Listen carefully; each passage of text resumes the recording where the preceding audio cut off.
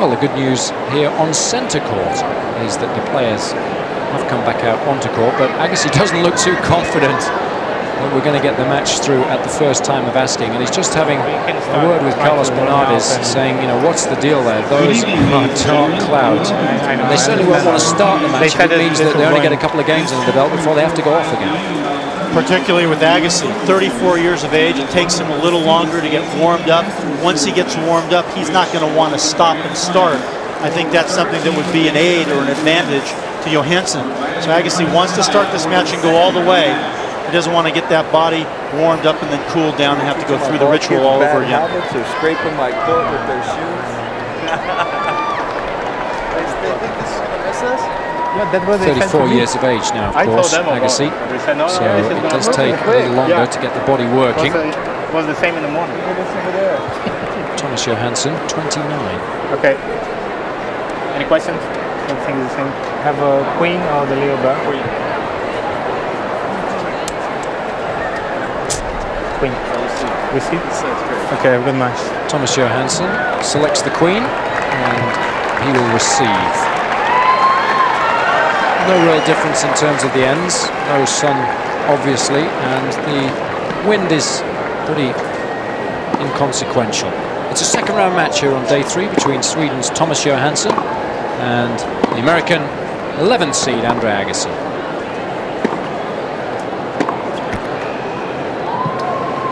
Now warming up in the North Court.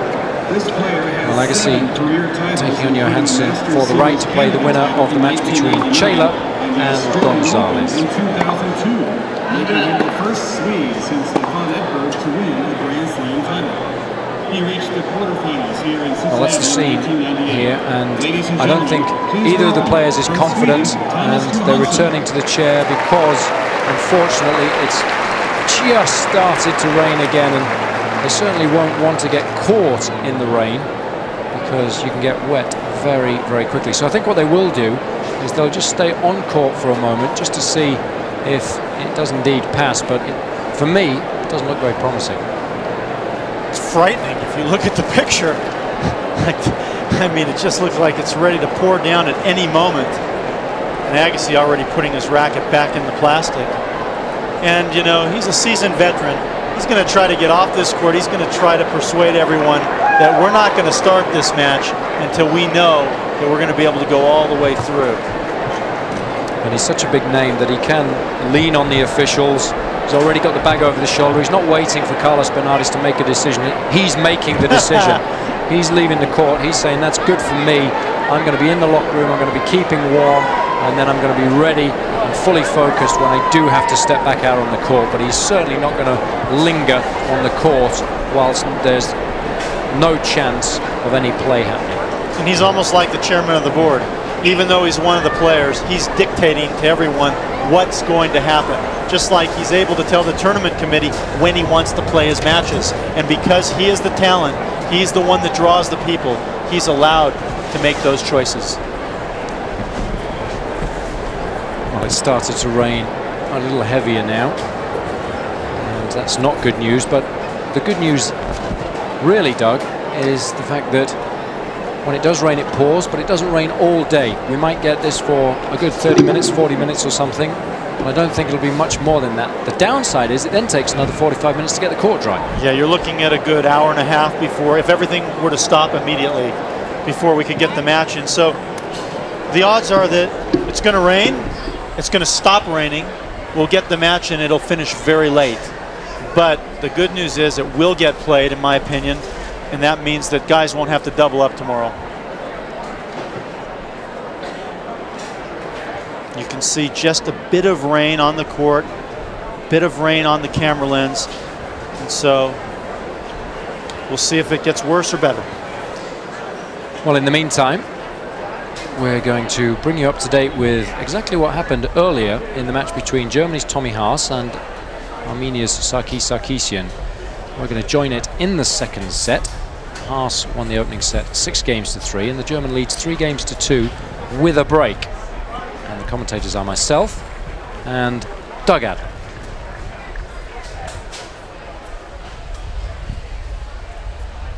Seen earlier today. This is the scene on centre court now. Players have made it back onto court. They did warm up, remember, for a couple of minutes or so, no more than that, and then decided to leave because it started to spit with rain. Didn't really get that heavy actually, but it was heavy enough to make the players retreat to the locker room. And clouds have been very grey overhead. It's tough for you guys at home to see that because obviously it's a little darker now, and against the lights everything looks a bit black, but there was one big cloud that they were just waiting to pass overhead, and that's gone now. So I think the ATP supervisor Gail Bradshaw and the umpire Carlos Bernardes feel that there's a good chance now to get at least a large chunk of this match out of the way, and therefore players quickly back out onto court. Good evening, ladies and gentlemen, and welcome to the Western Southern Financial Group Masters. This $2.45 million tournament is part of the U.S. Open Series and is one of the prestigious ATP Masters Series events, which, along with Grand Slams, and the players wanting to get on with it, and no surprises there, because the later the match goes this evening, the less rest they will have before having to come back tomorrow. That's, of course, for the victor of this encounter anyway. Now warming up in the North Court, this player has 7 career titles, including a Masters Series Canada title in 1999 and the Australian Open in 2002. It's day 3 here in Cincinnati, and the first rounds are split over the first 2 days, so this is a second round encounter between Sweden's T.Johansson and the American Andre Agassi. Please welcome from Sweden, T.Johansson. So Agassi and Johansson play off this evening, and they will play the winner of the match between Chela and Gonzalez. That's been played on an outside court as we speak. 800 career match wins. Ladies and gentlemen, making his 13th appearance. Well, let's take a closer look at both competitors this evening. Please welcome your number 11 I'll give you a little bit more about their careers to date. Starting with the Swede, T.Johansson, born in Sweden, now lives in Monte Carlo, 5'11", 165 pounds, 7 singles titles, 1 Grand Slam, the Australian Open in 2002. Unfortunately, that's the last tournament that he's been able to win, because really compete in 2003 because of problems with his knee. Initially, he was only supposed to be off the tour for about 3 months, but ended up unable to compete for the whole year. This year it's been a bit of a struggle, particularly at the beginning, but he's gradually started to find his confidence. He's got a win-loss record of 19 and 15, due in part to the final he made in Nottingham on the grass and the semi-finals in Milan, and of course last week in Toronto, making the last 4, having lost in the last round of qualifying. So a very lucky loser. Didn't get a ranking in 2003 because of course he didn't compete, but he had been firmly encased inside the top 20 prior to that, thanks in part to that win in Melbourne in 2002. And this year he's done very, very well to get back inside the top 40. His entry system ranking is 65, but he started the year with a projected ranking of 23. He has won one of these Masters Series titles before. It was in Canada in 1999. No other final appearances, no other semi-final appearances, but he has been a quarter-finalist on 4 other occasions. So he's a pretty solid competitor. He hasn't spent the vast majority of his career at the highest level. But speaking of spending the vast majority of their career at the highest level, his opponent this evening is the American Andre Agassi. The Las Vegas native, playing here in Cincinnati for the 13th time in his career at the age of 34. He's 58 singles titles. Unfortunately for him, he hasn't won any titles this year. The last time he won a title was in Houston last year, and that was on clay in Houston. So it's been a while since he's tasted victory. You see the prize money, $28 million. And this year, well, it hasn't been very kind to Agassi. 18 wins, 9 losses, only $444,000, and that is the reason. You see the ranking dropping all the way from 4 at the end of last year to number 18, and he has just struggled. No tournament victories, losses really coming at a premium to Agassi. Lost to Melzer in the 2nd round last week, But the ATP Masters Series have been very good to him. Those events have been unbelievable, as he has won 16 of those events, and he has one Tennis Masters Crown title. He won in Cincinnati all the way back in 1995 and 1996, as well as winning Grand Slams at all of the majors. He's won on every single surface. So tonight, he's looking to carry on that first round match that he prevailed on in this tournament, and he played very, very well in doing so.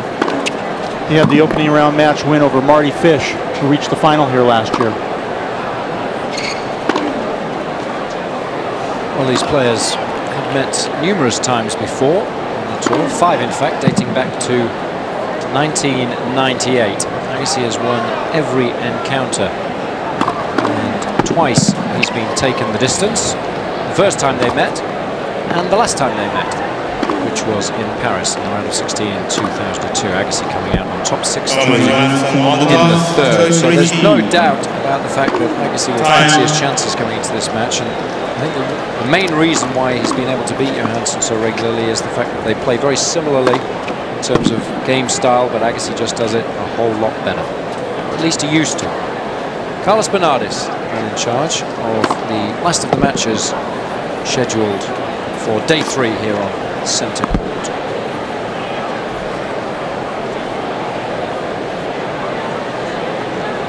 So it's a second round match between Sweden's Thomas Johansson and the American Andre Agassi.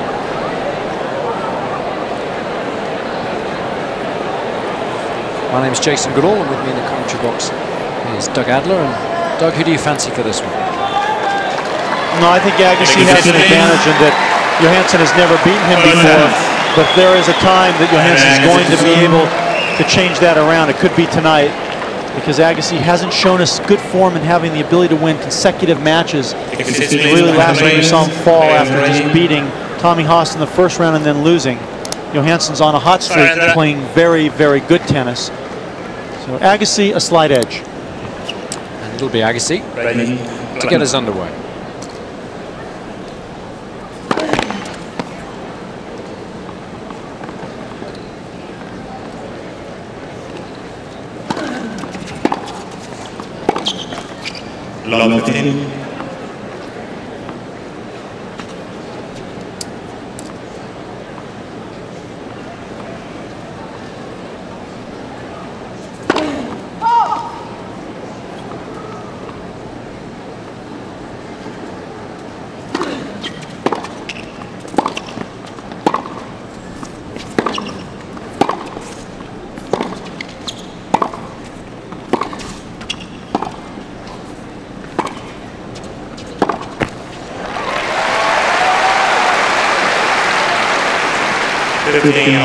Agassi is going to just stay on the baseline, try not to relent from that position, and dictate and move Johansson side to side and hopefully wear him down. That's his strategy to win this match.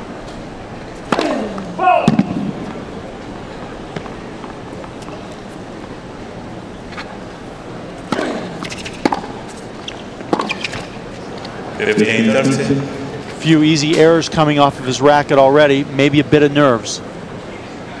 Can't be easy to have total faith in your ability when you haven't won as many matches as you've been used to doing over the years.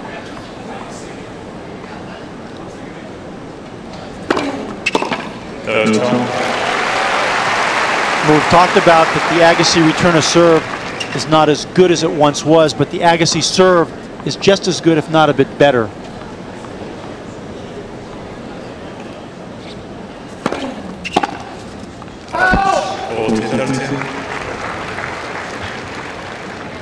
And it can't be easy, Doug, when you come up against a man that you've never beaten in your career before.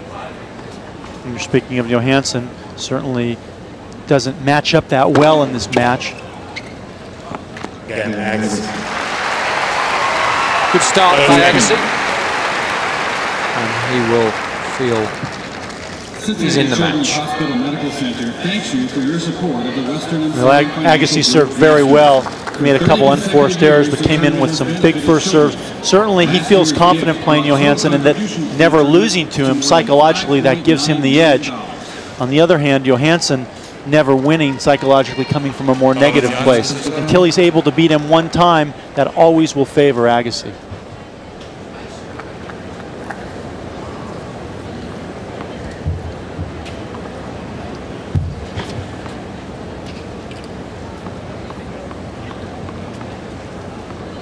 And well,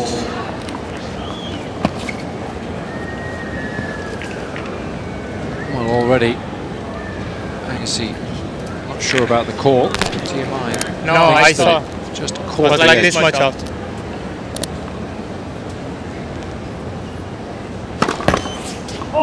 Well, an inauspicious start by Johansson, who of course this week was a special exempt because he made the semi-finals last week in Toronto. It was a set-up actually on Federer as well before eventually losing in 3.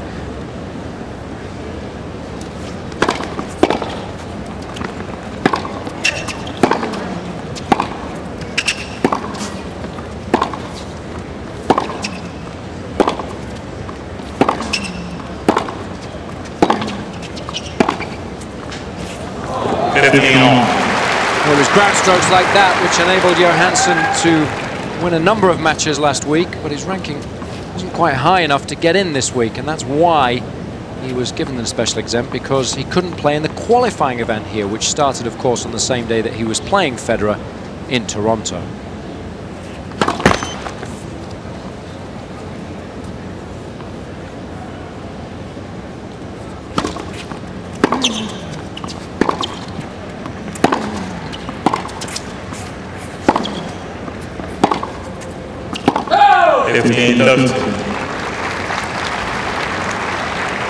Johansson does possess a very effective first serve, so it's going to be important for him to get the first serve percentage up. He's lost both points so far when he's been down to the second serve, and that's pretty much what you would expect when you're facing somebody that returns as well as Agassi.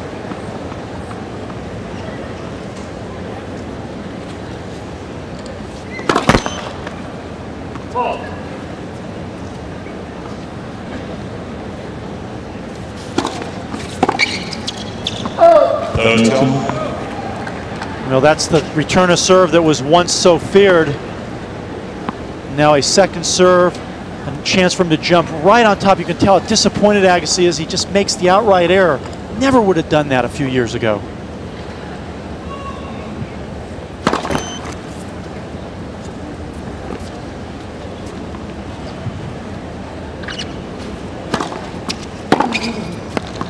Well, it certainly is a feature of Agassi's game, and not one that he'll be proud of. He used to be ruthless whenever he got an opportunity, particularly on a big point, to attack a second serve.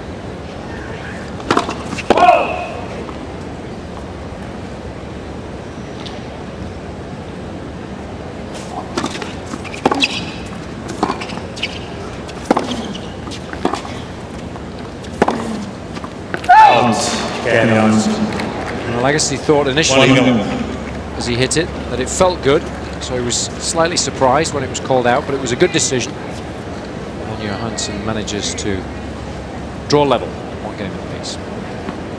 And squeak away a bit. Agassi let him off the hook that game. Certainly Agassi dictating the way the points are going early in this match.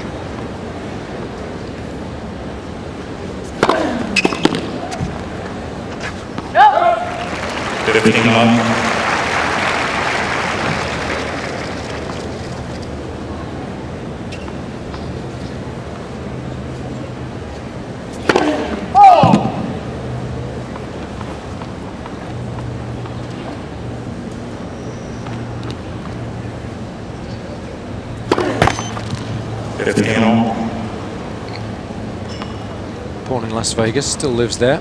5'11", 173 pounds, so diminutive by today's standards, but still manages to pack a punch from the back of the court. Serves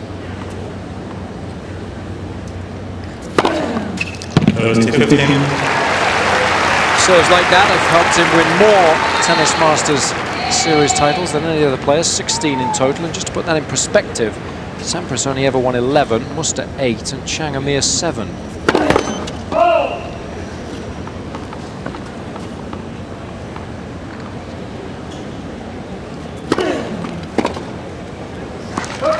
And you can take it one step further. Johansson's won 1. Prized assets, the Waterford Crystal Shields.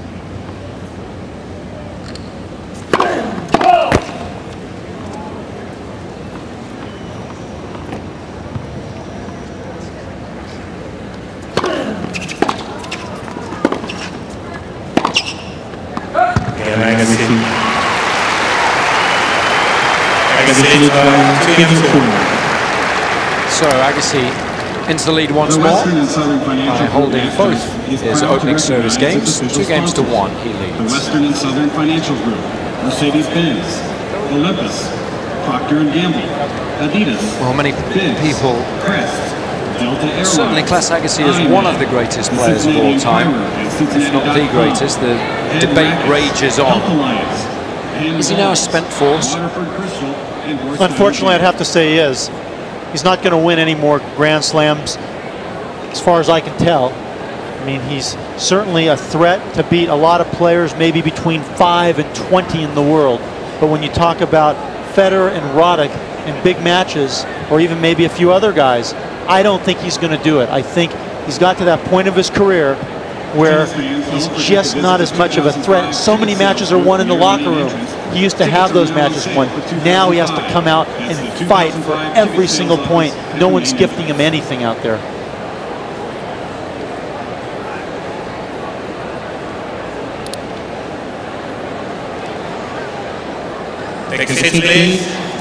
Locker room respect can never be underrated. And there was a time when Agassi would be a break-up in the opening set before he walked onto court, but it's not the case, and that makes life an awful lot more difficult. And certainly Federer, and to a certain extent Roddick, on this surface, and perhaps Coria and Ferrero, when fully fit on clay, now have that advantage. No breaks. 1-2.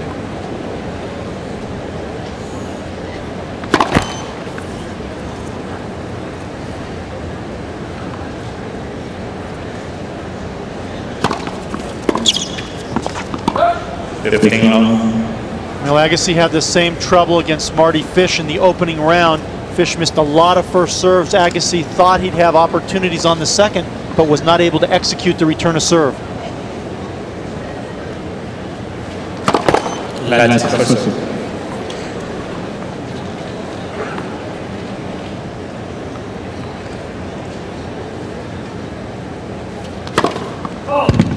Johansson's first serve just awful right now, serving at 14% first serve percentage.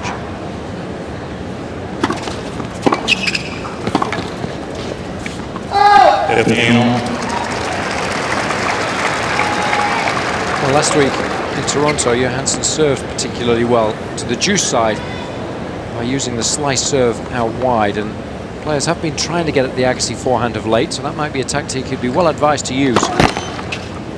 Well, first he needs to get the first serve over the net.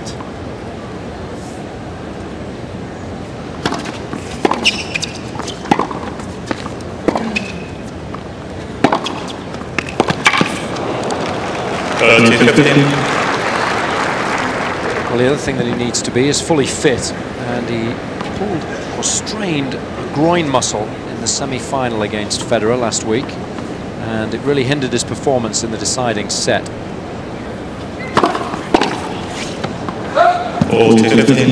Well, we'll see how fit he is, because his opening round here in this tournament, he won a tiebreak. He won a match against Carraz of France, 2 tiebreaks, so that had to take its toll on him as well.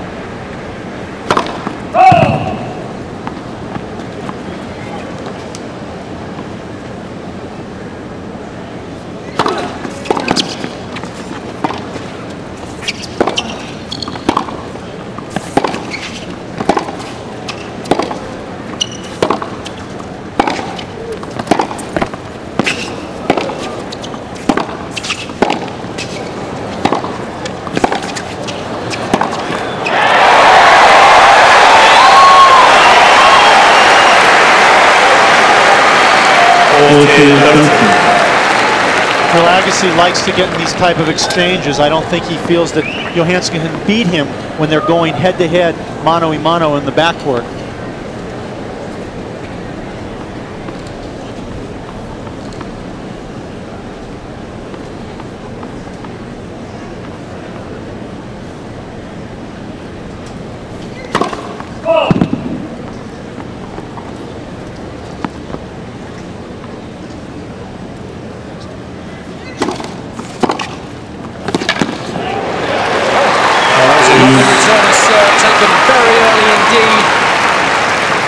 Agassi showing what has made him such a great player through his career, taking the second ball early and actually punishing it, and the returner not having time to respond.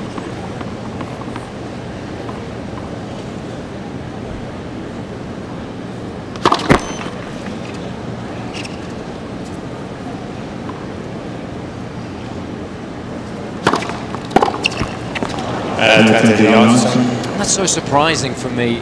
We've seen it though in the past year or so, but still missing so many opportunities on the return to put extra pressure on the opposition, and Darren Cahill will know that's an important part of his Chargers game.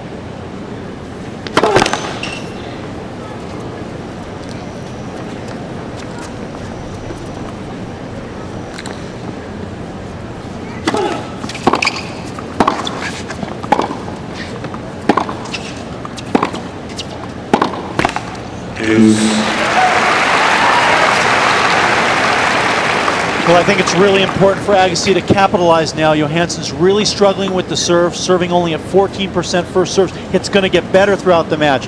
Agassi needs to take advantage while Johansson's struggling here early in the match.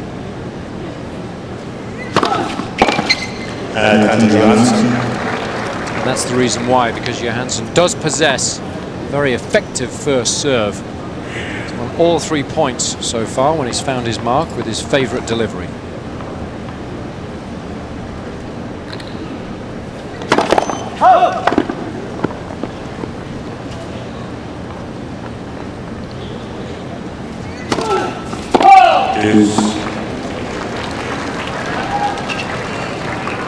You've never beaten a player before. If you get off to a bad start in the match, it's such a disadvantage. So imperative for Johansson here to manage to hold serve and get back on level terms.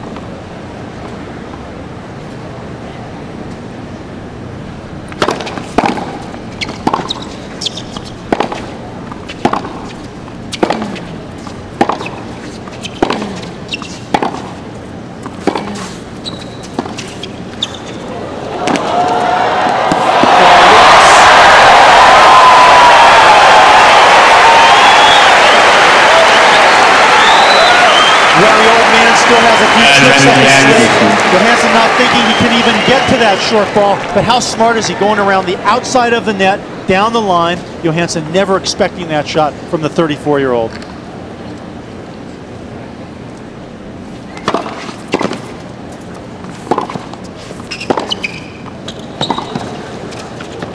He's missed it. That was a good move by Agassi to follow his cross-court backhand into the net, forcing the to do a little bit extra, and drew the error superbly. Agassi with a break, 3-1. And doing what we said he had to do, take advantage of poor serving from Johansson. Now Johansson thinking negatively, I've never beat this guy and I'm trailing again.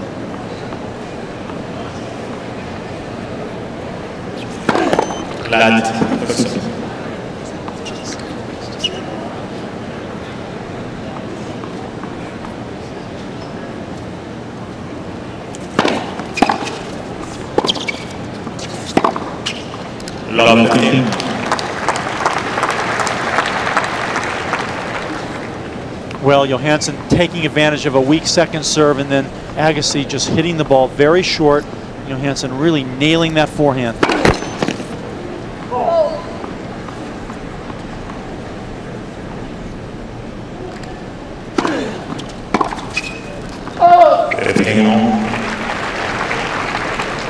Well, this is a very intimidating atmosphere for Johansson to have to play in. It's almost like a Davis Cup tie. 99% of the people in the crowd here this evening will undoubtedly want Agassi to win. they'll make their feelings well known. And regardless of the things that Agassi does well at this point of his career or not so well, Johansson still has to fight through so many barriers about the legend of who he's playing.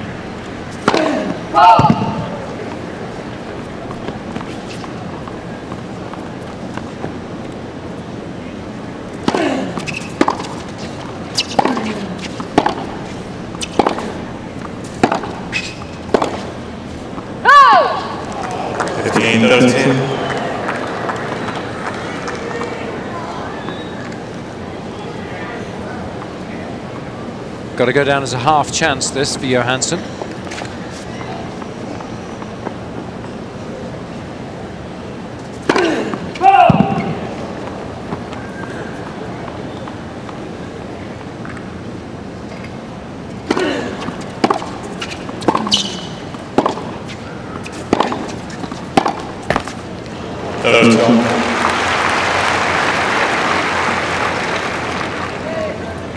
It's way too cheap.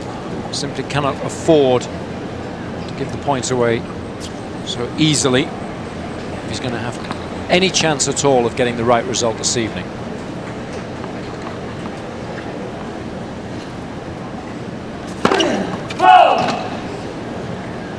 Now Agassi's first serve percentage letting him down, putting him in trouble.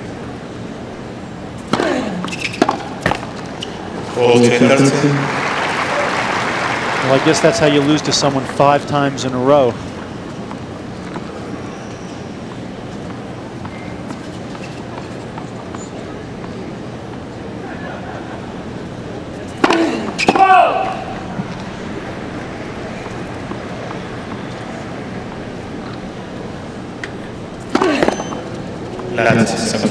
Well, he was a bit fortunate there. That ball was going to miss by at least a foot until it deviated ever so slightly to the right.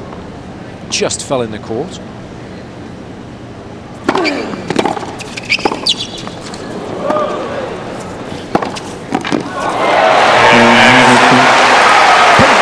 accuracy on the passing shot from Agassi.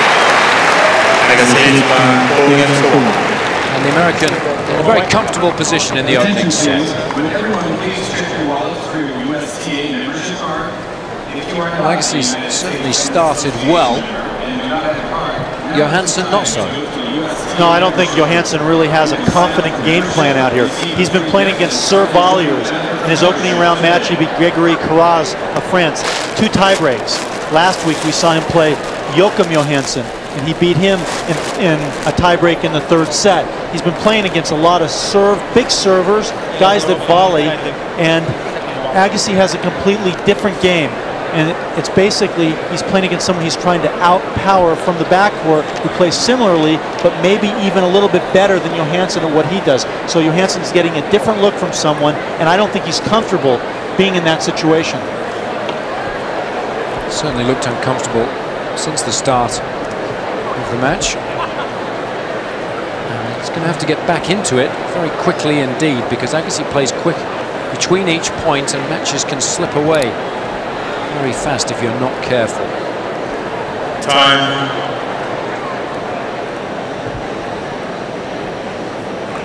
Well, the stadium holds 10,500 people when it's packed to the rafters, and it's pretty close this evening. The middle tier and the bottom tier are pretty full. The top tier not quite as much, but they're making their feelings felt, and they are firmly behind Agassi.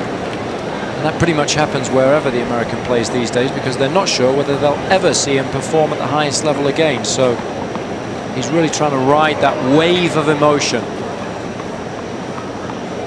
and use it to the best of his ability.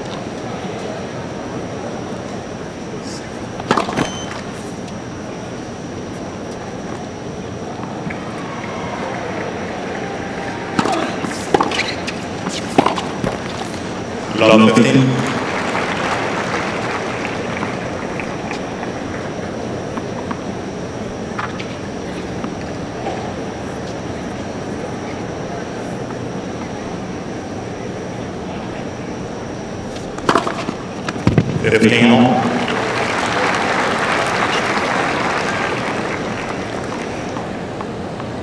Ball, please.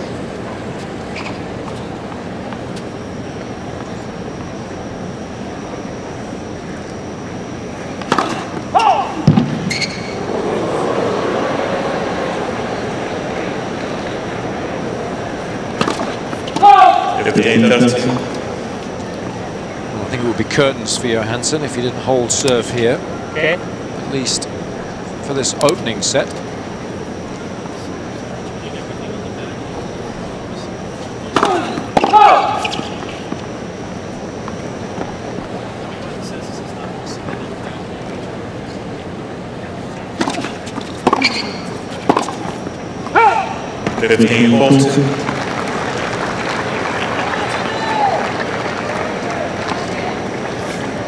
Two more break points for Agassi.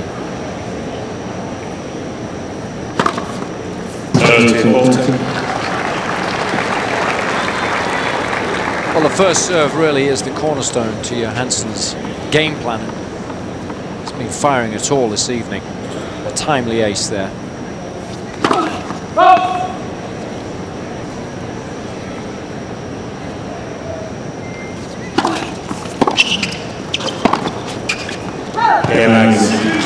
Well, Johansson thought there should have been a call on the baseline, but none was forthcoming and the umpire wasn't interested in intervening.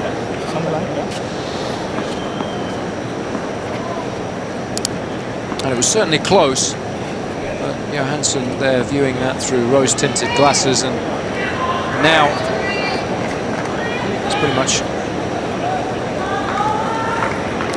out of the first set and very dejected as well. Agassi with an opportunity to serve it out. 5-1.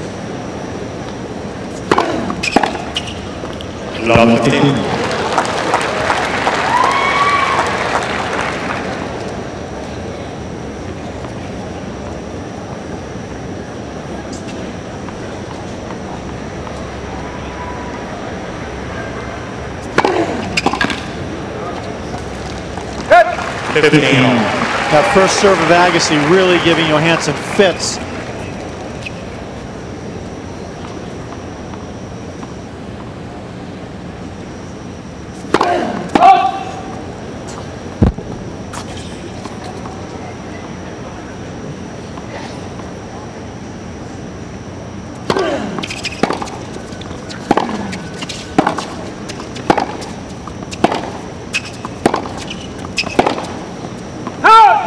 He hasn't found the middle of the racket really from the back of the court, either on the forehand or the backhand, nor when returning serve. Cahill, I think, will be absolutely delighted with the way things have gone so far. Agassi in total control.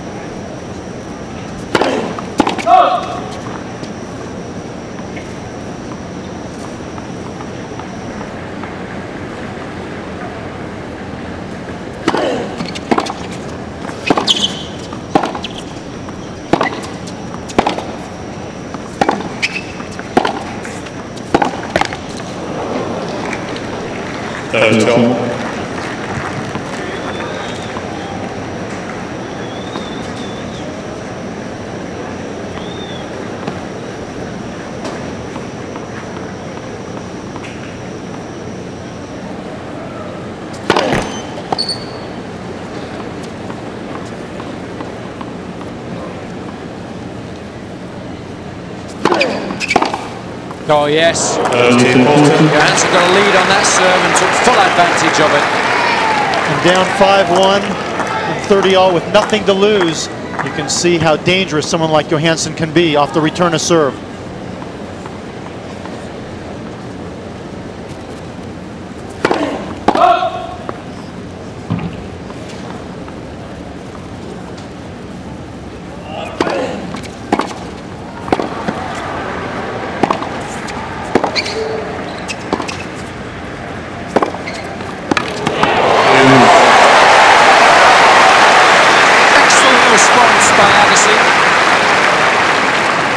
Holding his ground, being patient, and then lining up the backhand, rifling it up this little territory that he had.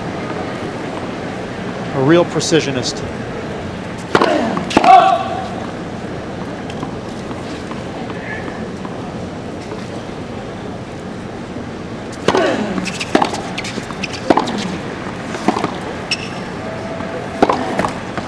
T.Johansson.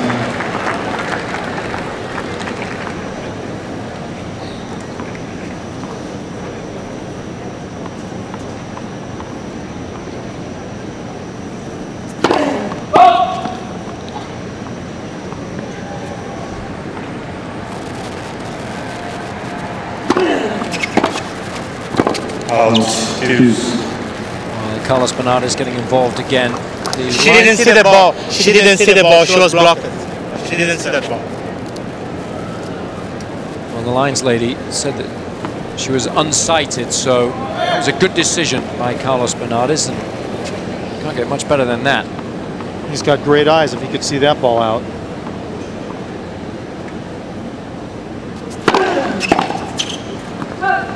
Agassi.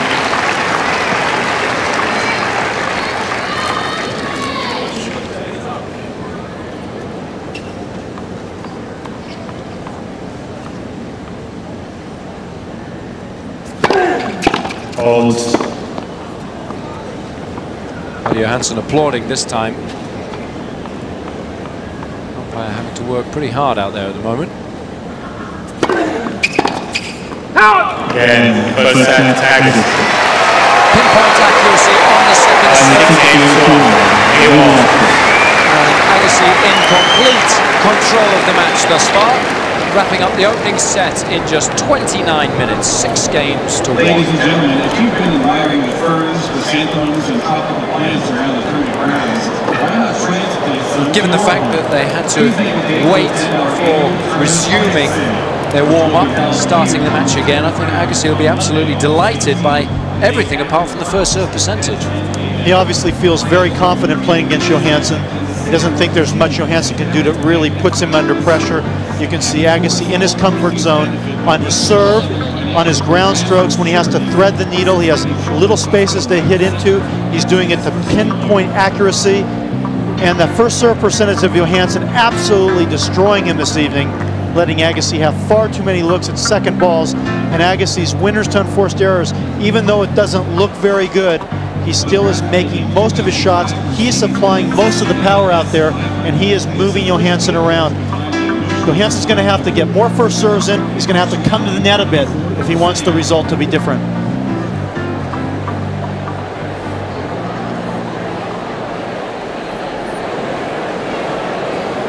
All eyes on Agassi, as always. Gets out the new racket because it's new balls, 7 and 9. And he always goes through the familiar routine of asking the ball kid to take the wrapping off the racket.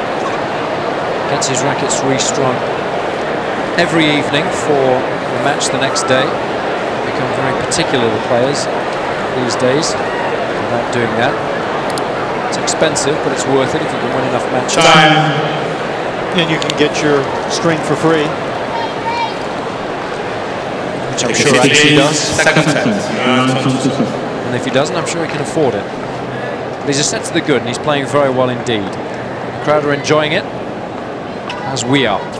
Johansson with a little bit of work to do to really just get a foothold in this match.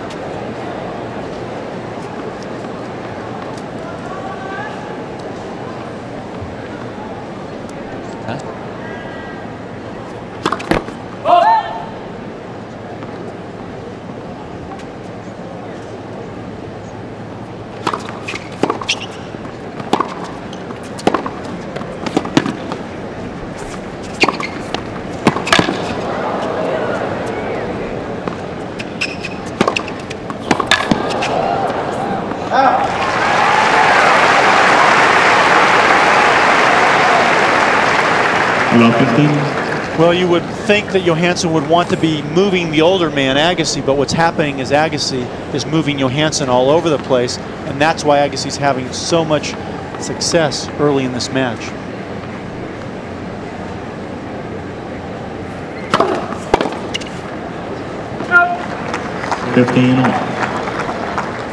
Well, there's no doubt about the fact that Johansson must get more first serves in throughout this set and indeed the match if he's going to have any chance at all.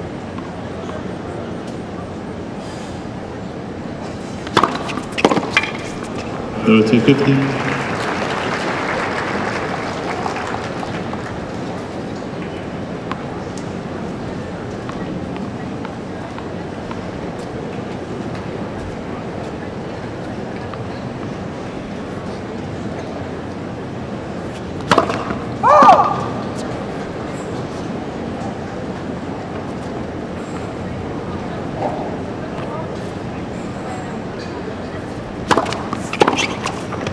Ball to 15.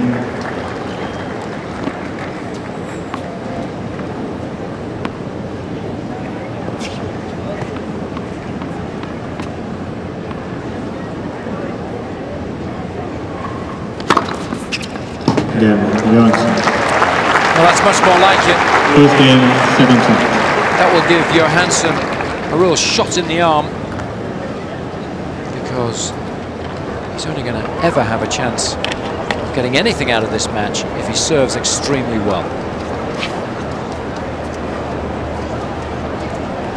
That's what he's hoping will certainly make the difference. And also, if he can serve better, then he'll put some fear and doubt into Agassi, who's playing with so much confidence right now. Certainly hasn't been tested in any department, really, in the match so far. Love one.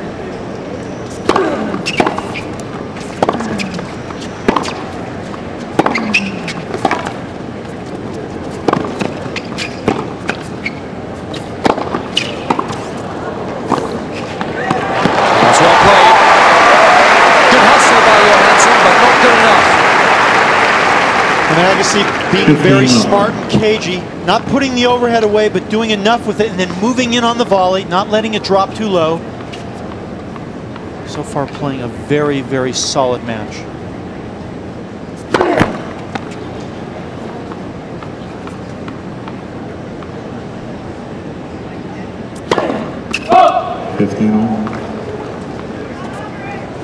One of only 3 players in the top 30 that won't be going to the Olympics, Agassi. Leighton Hewitt and Shen Shalkin, the other 2. I thought you were going to let me guess those. Try to make me look good. Well, that's tough to do that. Brilliant.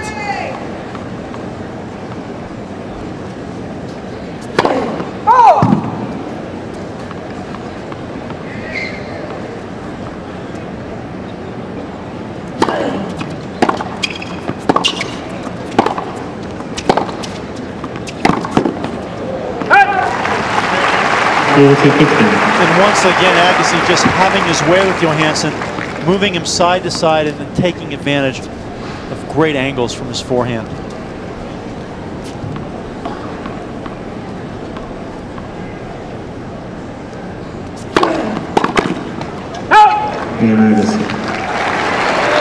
Well, Johansson doesn't like the call or lack thereof. Just wanting confirmation from Carlos Bernardes, but again, a good decision by the umpire, because the ball definitely clipping the line. Well, Johansson's acting like a desperate player right now. He's wanting things to be handed to him, and it's not going to happen. Go out and earn it.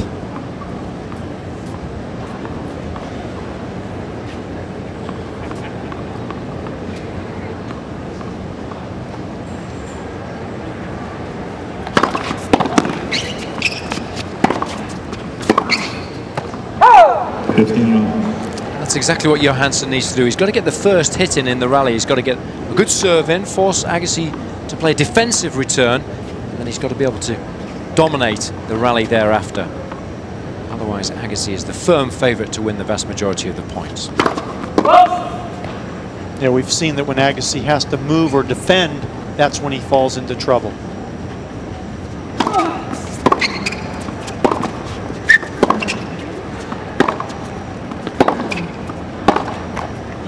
That's a sloppy error, though, from Johansson.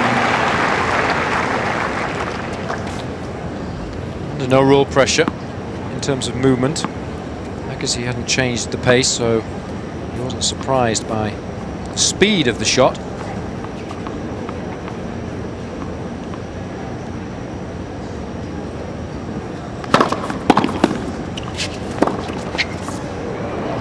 T15.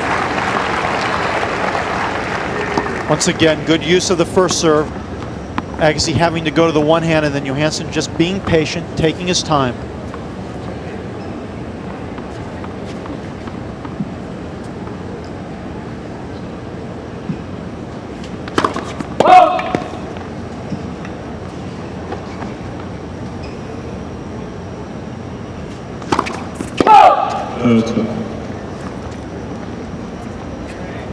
I think that double fault is a direct result of the fact that Agassi has been taking advantage of Johansson's second serve.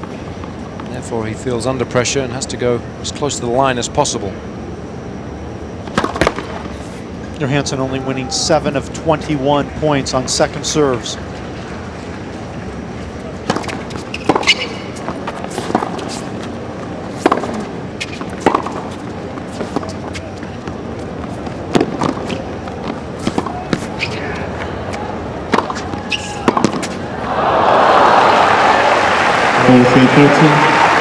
I don't like the use of the drop shot on that point. Agassi's been dictating the points from the backcourt. He's been hitting his ground stroke so well. Now he tries something different. He gives a fast young man a chance to come in and take the offensive. And Agassi loses that point for that reason.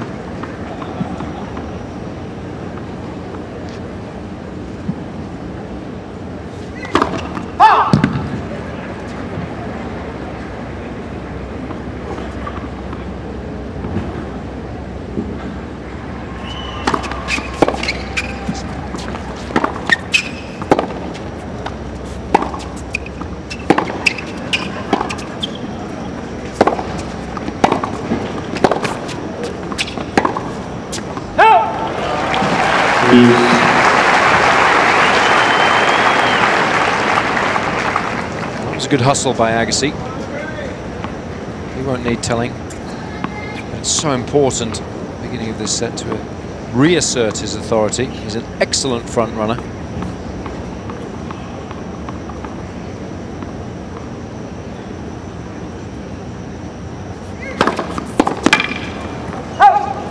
T.Johansson.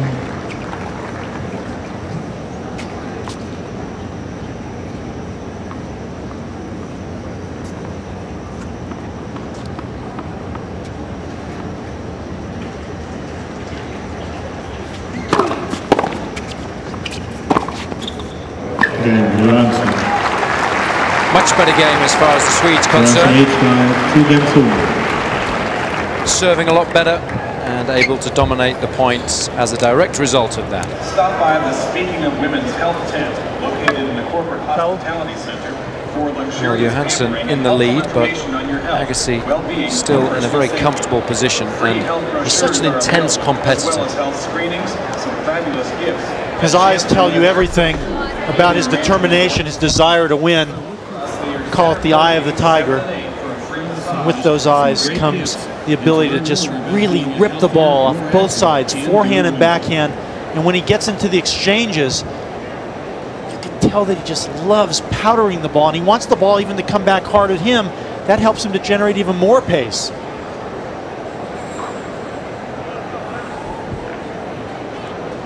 This is what's made him so great for so many years. It's that determination and that look in his eyes. And when his opponents see that, I think it strikes fear into them.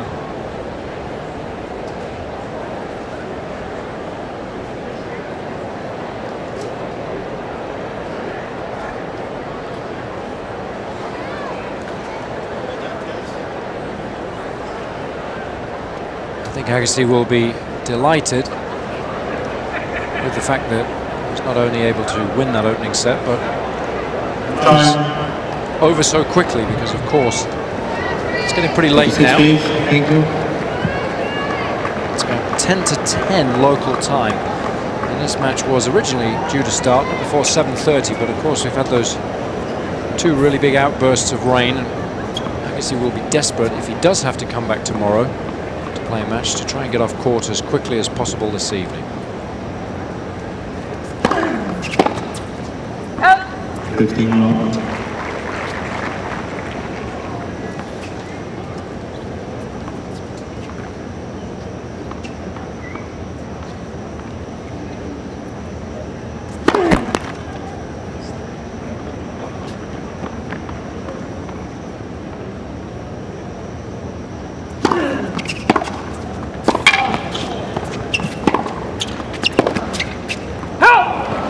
Well, that's a good hustle by Agassi, but again, breaking down on the forehand side when under pressure in terms of movement. And we saw Haas exploit Agassi in LA, and we saw him try to do it again in the first round last week in Toronto. Didn't quite manage it on that occasion, but the tactic's a good one to use.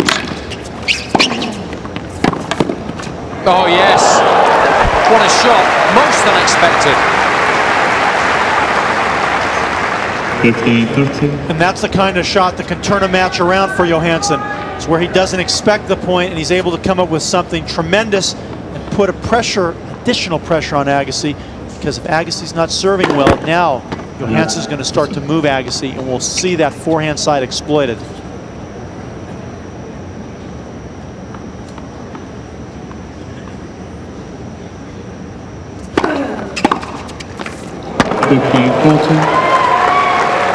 And that's what happens when you come up with a big shot like the previous point. It gives you a little bit more confidence, allows you to go for some more shots.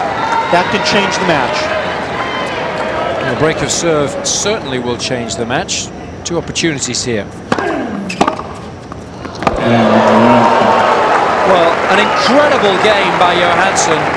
Agassi, taken totally by surprise, forced back onto his heels, almost lost his balance, completely caught in no man's land.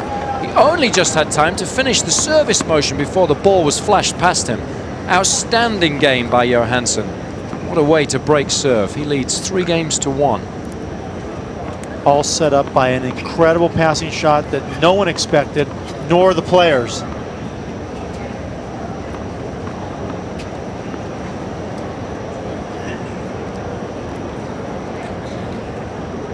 Well, the bad news for Agassi is that he's a breakdown. The good news for Johansson is that he's playing an awful lot better in this second set, but an absolute disaster, particularly for Johansson. Can you take the ball? Just take the ball from me, when please. he started to build up a full head of steam, it started to rain. So, disappointment for both players and the fans, because the match was just starting to warm up.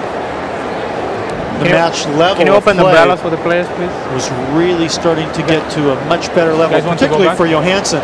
He seemed like a very lost person up to that last game, and he was able to stun Agassi with 3 outright winners off the forehand. Boom, boom, boom. There he has the break. He's got the momentum, but then it's almost like God was on Agassi's side. The rain starts coming to stop the momentum from Johansson. There is to be no warm-up because the players haven't been off court long enough. Therefore, it's a tough situation for both players. Fans now flocking back to the court, so I'm sure they won't be able to get play underway. Behind the players, please. Take a seat. The players are ready to play. Thank you. Trying to find any seat because they certainly don't want to miss any of the action either. Thank you. Just to remind you of the score, Agassi took the opening set 6-1. Johansson leads 3-1 in the second set.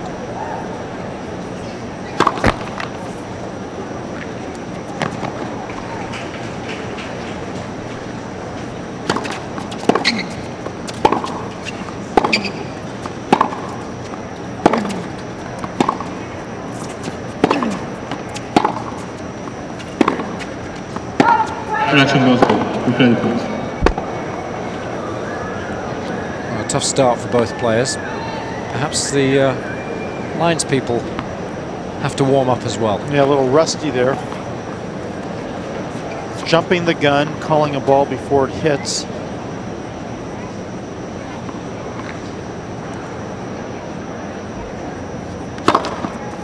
Love.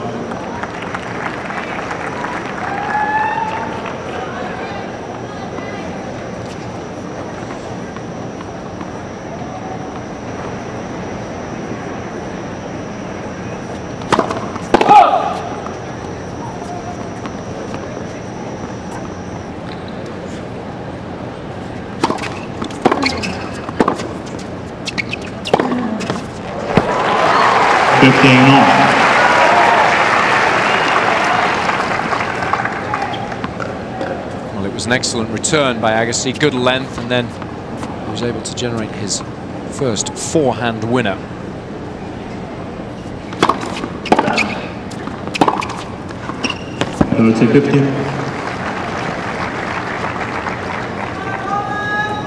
Well, Johansson's forehand really coming to life. And there's another winner, and if he keeps doing this, he's going to really get in the head of Agassi.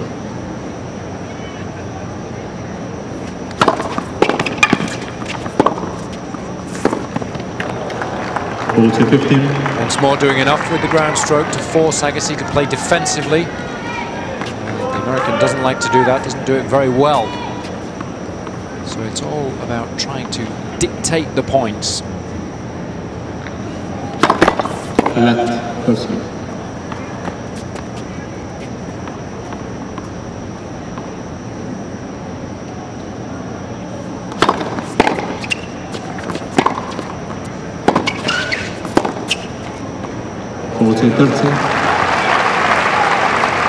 you can see how much trouble Agassi has getting back in the court.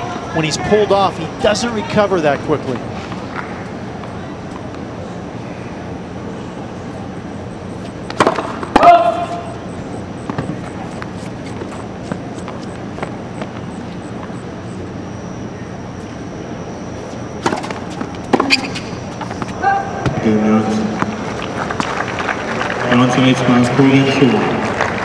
So a good response by both players really, but particularly Johansson. And he leads 4 games to 1.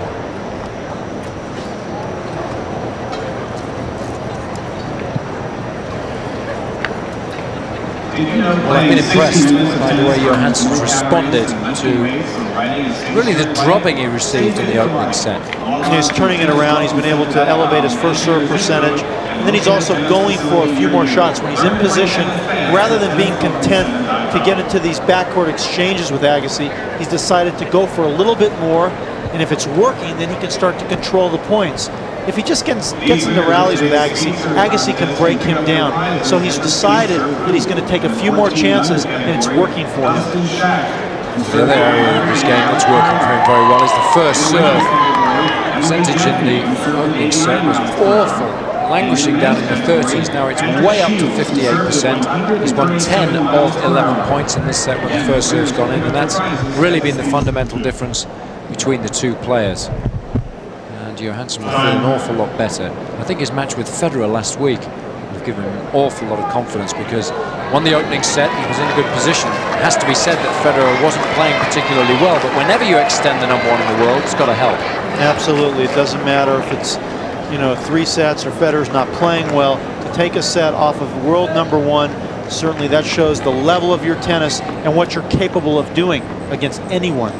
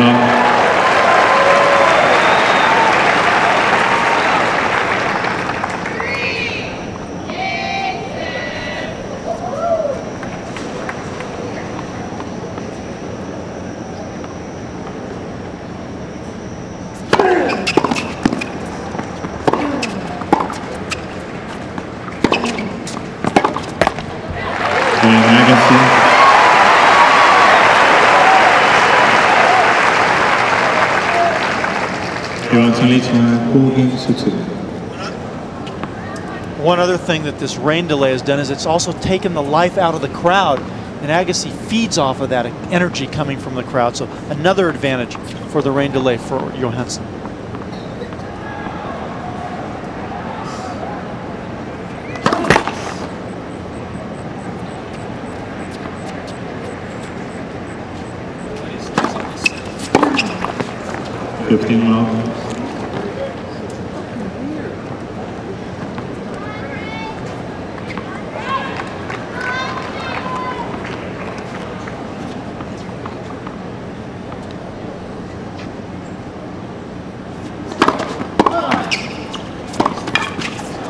Total.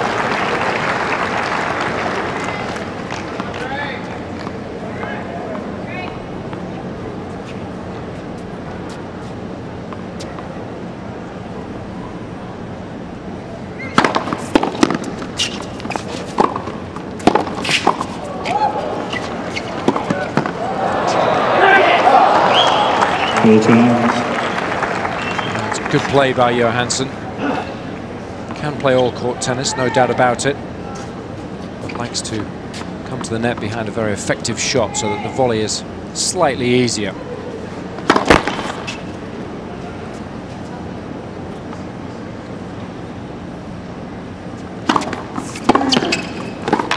That's a great return. Taken nice and early.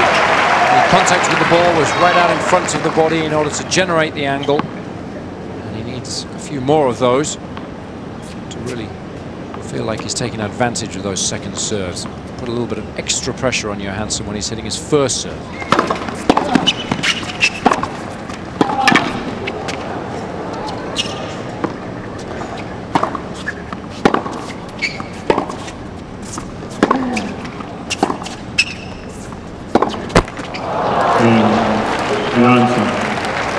Disappointment for Agassi in the end. Johansson continues to serve very effectively indeed, much more so than he did in the opening set. And the Swede leads 5 games to 2.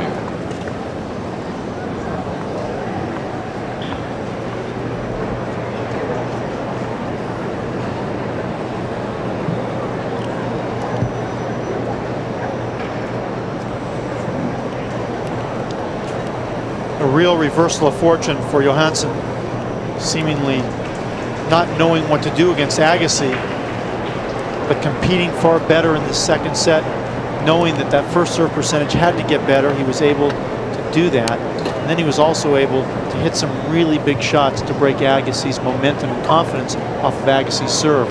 It's only one break, but you know what? It feels like much more than that to Johansson right now, and I'm sure he's very, very confident and comfortable where he's at.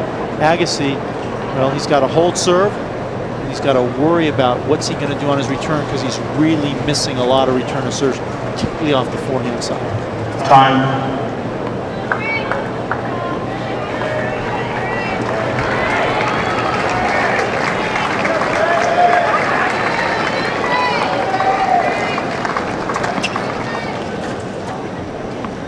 Just the one break. Sounds like a lot when you're losing 2-5. But if you can hold serve here, give the next game your best shot, you never know.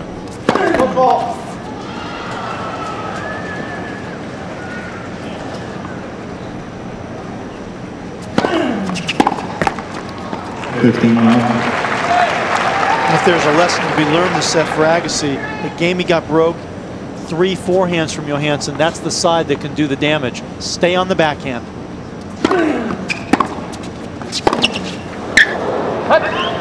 15. It's very rare to see Agassi mistime the ball.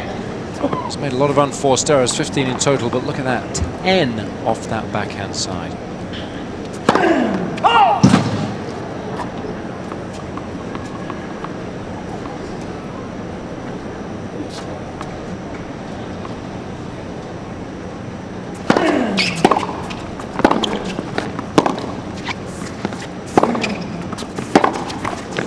To 15.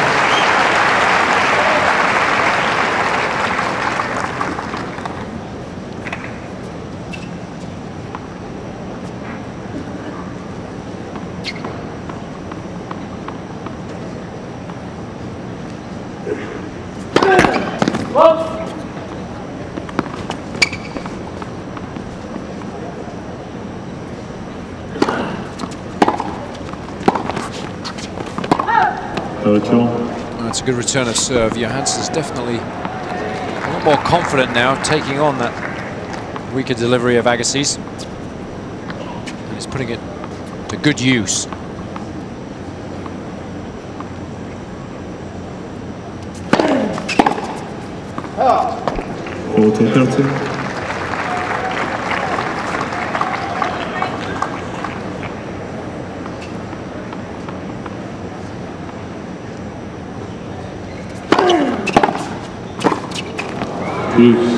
Well, these are Agassi-like returns. I was just going to say that. We talk about how quickly Agassi takes the ball off the return. Johansson's doing it equally as quick, and he's actually being more effective.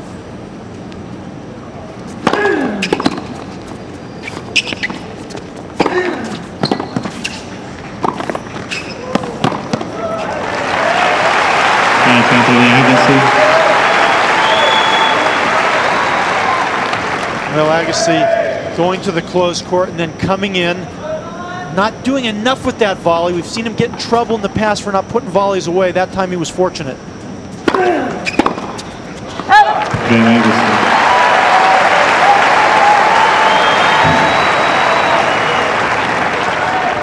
Johansson leads by 5 games to 3.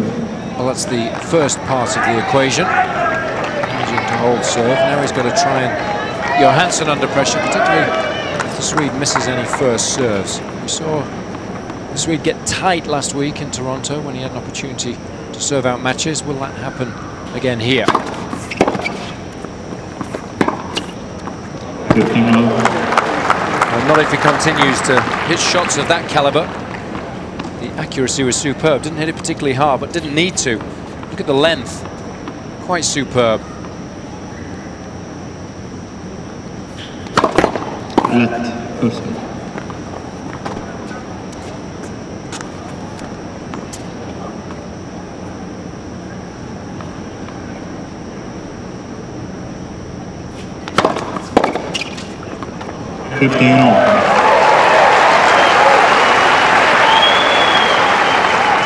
Agassi getting a bit fortunate this time. He mistimed that ball a bit, but he was lucky the ball just dropped right in. Now a little chance, second serve.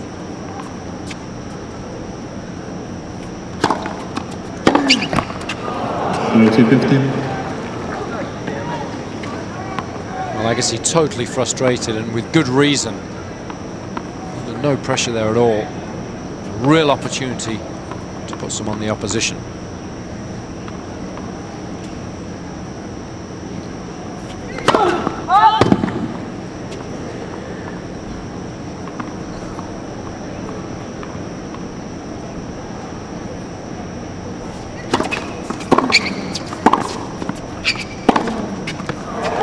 He just held off on his shot long enough to create the angle inside out and managed to strike the ball quite superbly. It was a lovely return of serve, nice and deep, forced Johansson to play defensively, and therefore the shot wasn't as speedy as it might have been, giving Agassi plenty of time to get set up.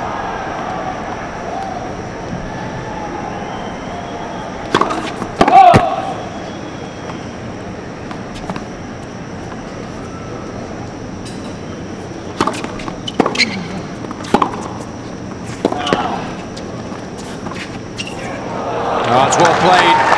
Agassi doesn't like the conditions here, neither does Johansson. It started to rain. The quality of the drop shot was too good. Agassi wasn't going to even attempt to try and chase that down, so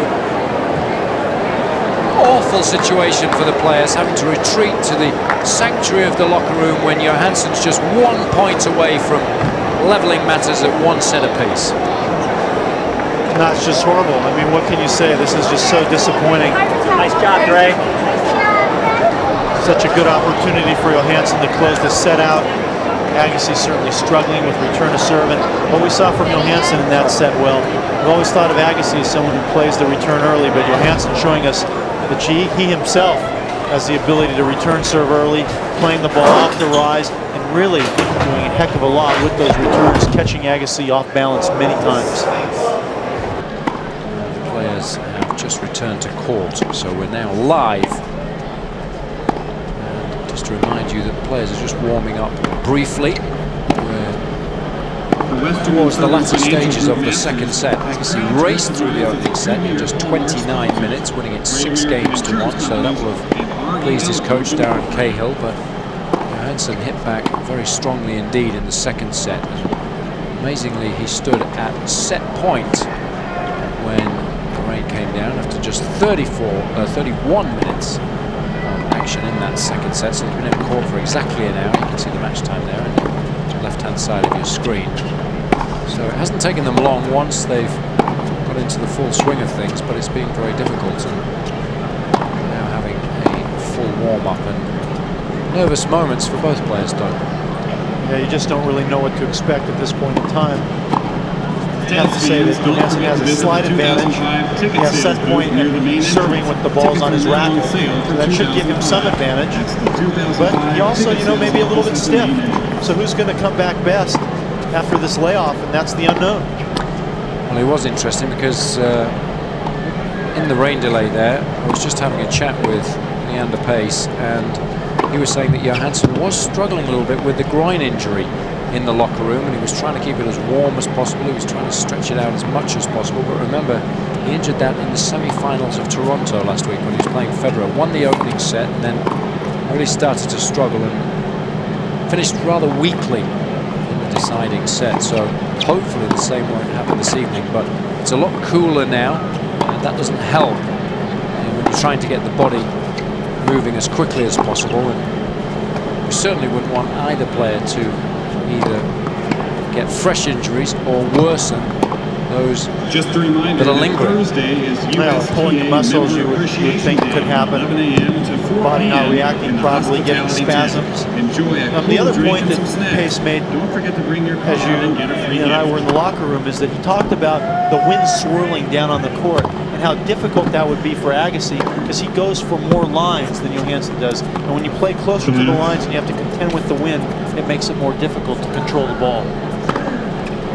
Well, Agassi certainly has had problems controlling the ball, particularly in that second set, but Johansson really struck the ball quite superbly in order to break Agassi's serve. I think that shocked the American, and Johansson seemed to get over the nerves that inhibited him at the beginning of the match, but Agassi will certainly want to come back strong, and if he does lose the next point, or indeed lose the second set, will certainly want to start the stronger of the two competitors in the third. But irrespective of whoever wins this match, it's bad news because it's 5 minutes to 11 local time. They're going to have to come back and play tomorrow, and even if they play tomorrow evening, by the time they finish the match here, it's going to be at least 11:30, even with no further disruptions due to the inclement weather. They're going to have to then do the post-match interviews. They're going to have to cool down. They're going to have to get something to eat, something to drink, back to the hotel, wind down mentally, and then they're not going to get to bed before 1 o'clock in the morning. So it's going to be extremely difficult then to wake up tomorrow and feel very fresh. But the only advantage, or the only thing that's fair, is the other group in their section, which is Chela and Gonzalez. They haven't completed their match either. So that certainly is an advantage for these guys who are playing tonight. It doesn't give any of them a real specific advantage, and it only would become a factor if you have to play a second match tomorrow if they're not able to complete the match tonight. Well, of course, that's what most of the tournaments try to do. They try to play the matches in sections, so it's fair on all of the competitors. Well, it was pretty much a packed house when the match started. Everybody is very excited to watch Agassi play, but now there's not that many fans that have been able to stay. Confirmation that we're in the second set. Johansson leading 5 games to 3, serving at set point 40-30.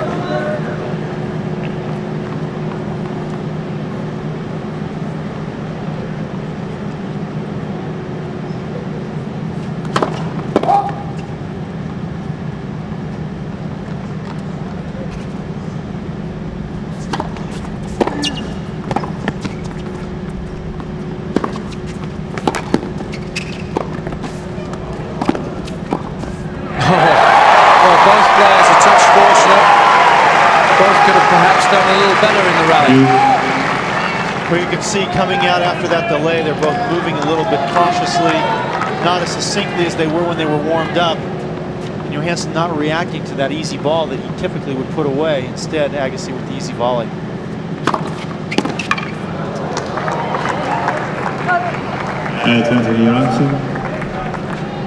It's been the fundamental difference for Johansson in this second set, the first serve percentage and the effectiveness of that serve. Set point for the second.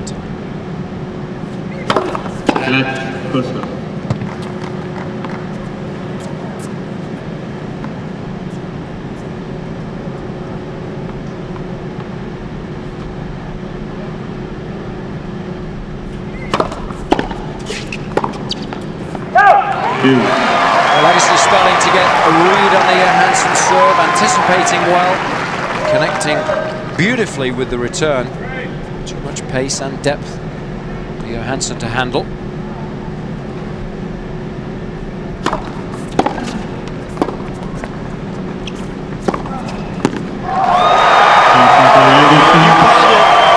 Agassi now getting confidence off the return, reading the ball much better, striking the ball better, and keeping Johansson back on his feet. Break point for Agassi. A fantastic way to save break point. I have to say that that's his favoured serve to the outside. It's certainly the one I would have been covering, forcing him to serve out wide, which is a lot more difficult going over the high part of the net, running out of court as you do so.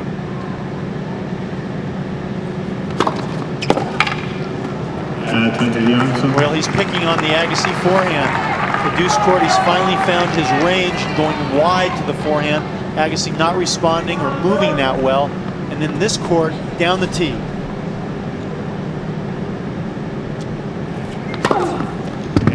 Second set, Johansson. Well, a very, very good game for Johansson to win. Staving off break point along the way with an ace. So we've got a match in our hands.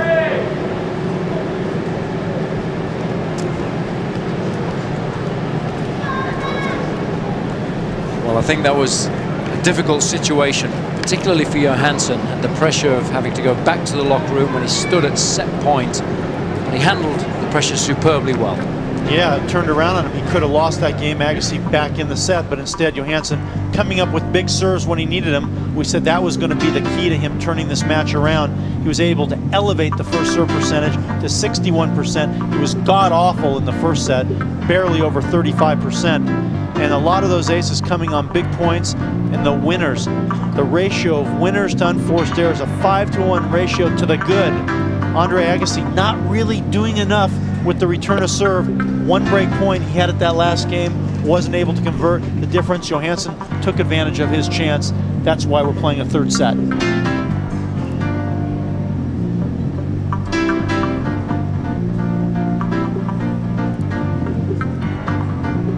Well, there were many good things to consider in that second set, particularly from Johansson, and particularly early on where he was able to break Agassi. That was the phenomenal passing shot, and that was the return which totally took Agassi by surprise. The amount of pace and speed on the ball was phenomenal. Agassi serves, and look where he was standing, 2-3 feet inside the baseline, and no chance therefore to take a full swing of the ball. So that was the game that counted for the Swede in the second set, and we're all level now.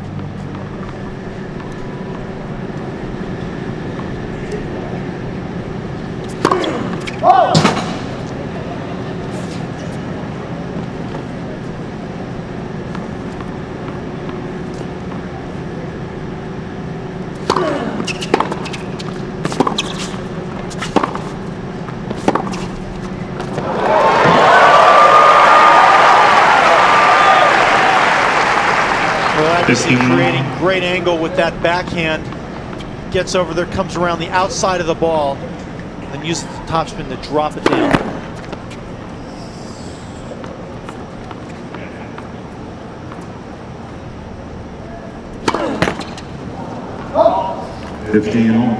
Well, he certainly is not serving as well as this match has gone on as he did when he came out, serving far more aggressively.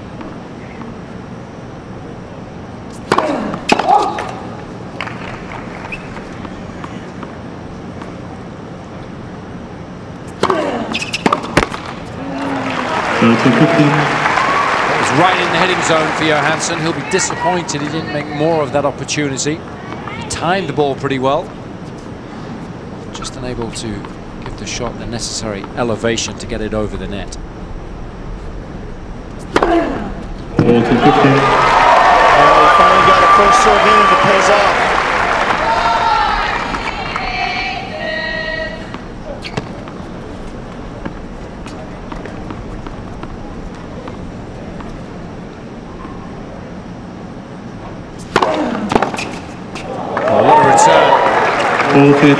Seeing the ball like a football, Agassi not responding. Johansson taking that ball so early. Agassi caught in the middle of the court, not expecting it.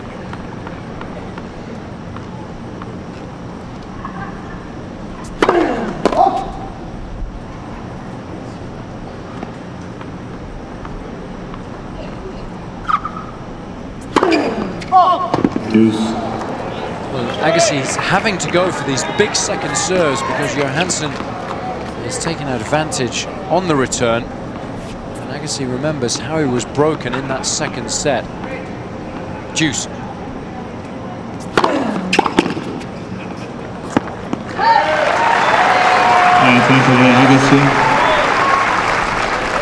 Well, I think Agassi, one thing he's going to do differently, he's going to stay on the backhand of Johansson this set rather than giving him a chance to swing away at forehands.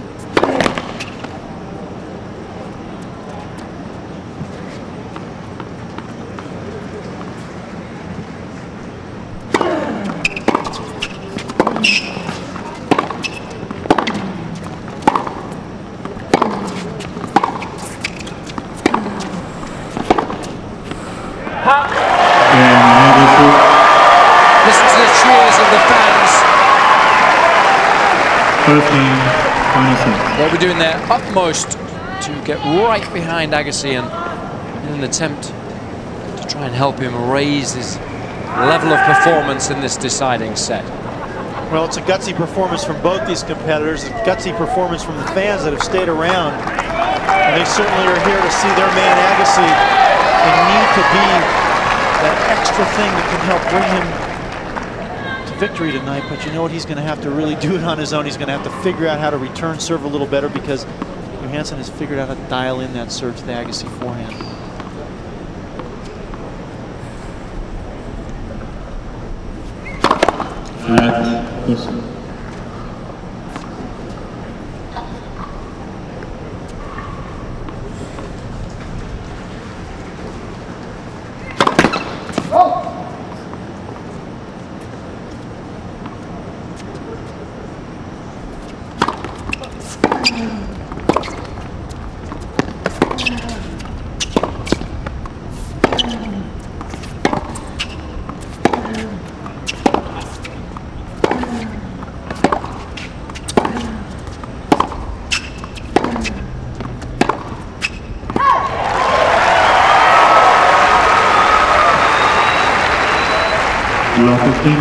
Well, these are the type of exchanges that Agassi was able to get into in the first set, which Johansson didn't have an answer for. In the second set, Agassi wasn't really able to get into the points like that.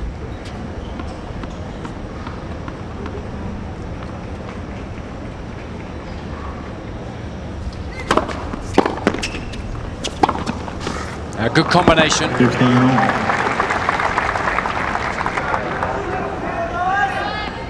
Good first serve. Allows Johansson to be able to dictate the point. Agassi just defending to get the ball back, and then he's out of position. He's not able to change his direction. Now Agassi backing way back to return the second ball.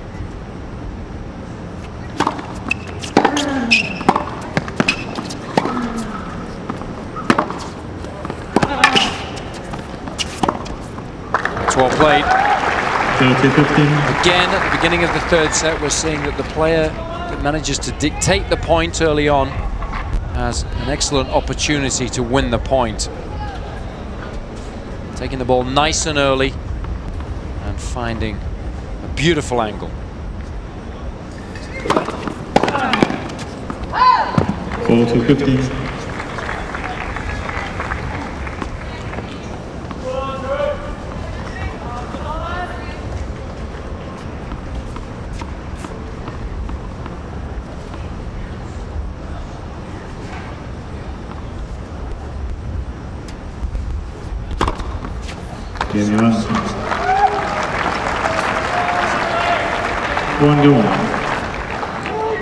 That was a good response by Johansson. Servers proved very important throughout the match. Both players will be looking to take advantage of any opportunities they get when looking at the second serve of the opponent.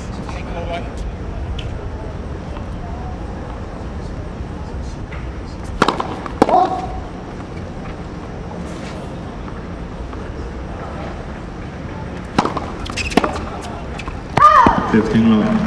Well, Johansson certainly has decided that whenever he gets a second serve, he's going to go for the outright winner. He's willing to take that risk. And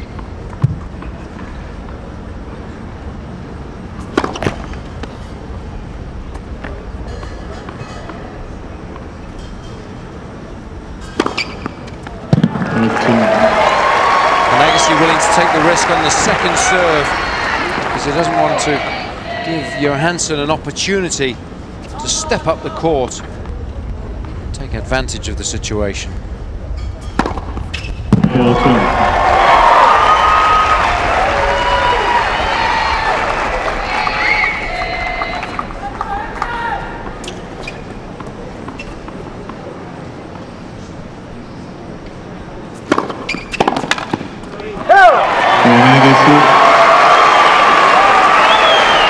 Big serving from Agassi. And he leads 2 games to 1, the deciding set.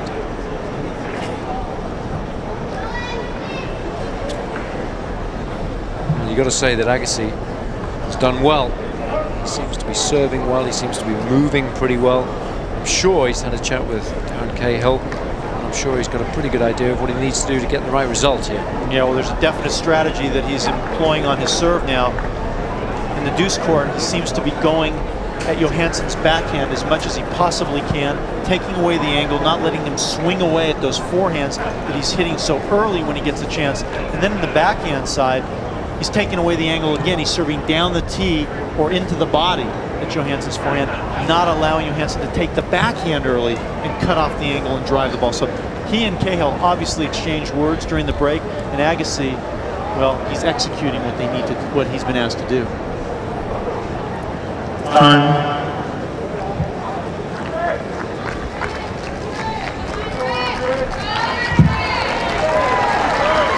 Well, the American flag is flying high, but it's pretty breezy down there on the court, and that might worry Agassi a little bit. Does tend to try and hit close to the lines when he's trying to dominate, and of course that makes serving particularly uncomfortable. Both players so far have done well to avoid any necessary unforced errors.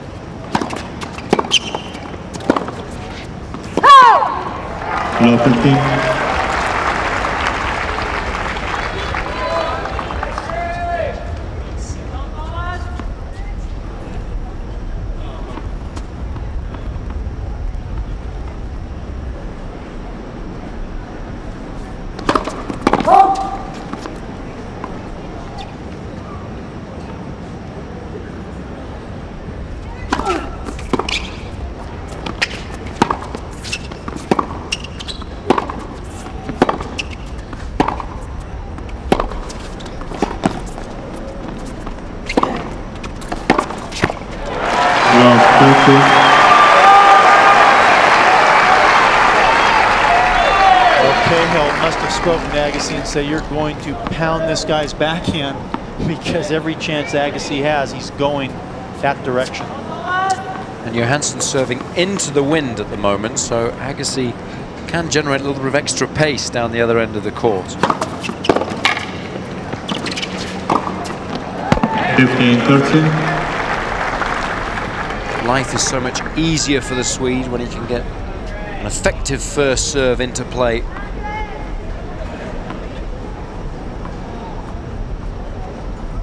Very well indeed off the forehand, Johansson. 4 times as many winners as his opponent. I'm guessing Agassi there. Agassi looking down the middle for the forehand. Johansson surprising him.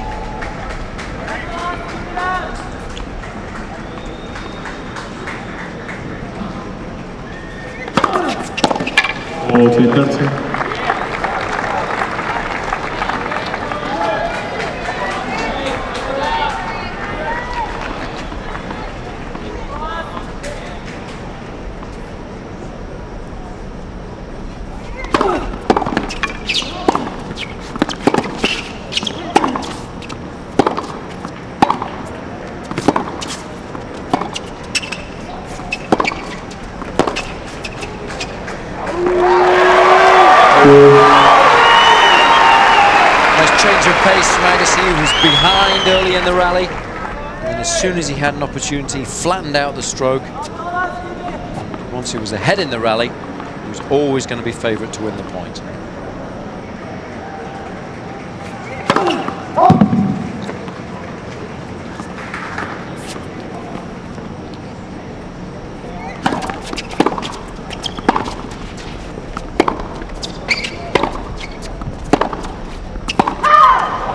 T.Johansson. Well, it's very rare you see Agassi lose control of his emotions, but it's happened more frequently of late. I've seen him break rackets at the end of matches when he loses. Obviously still wants it badly. And sometimes it's good to rid yourself of those negative emotions, and it can help you play a little bit better.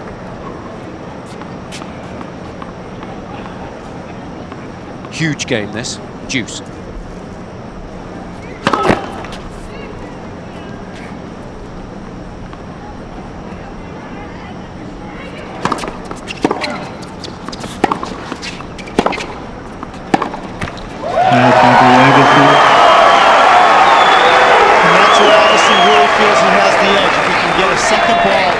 He can control the point. And that's when he gets upset, when he loses some of those points.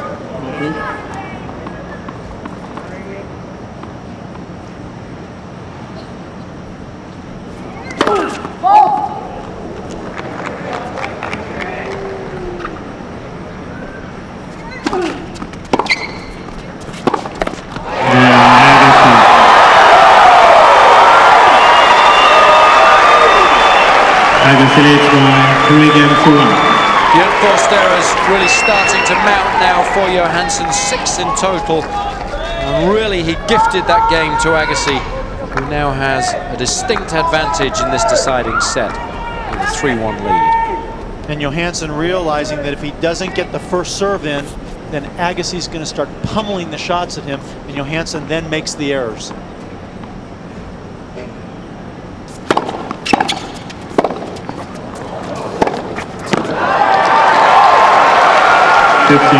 Just a little slow to move up the court there, the Swede. Making timing of the shot a little more difficult.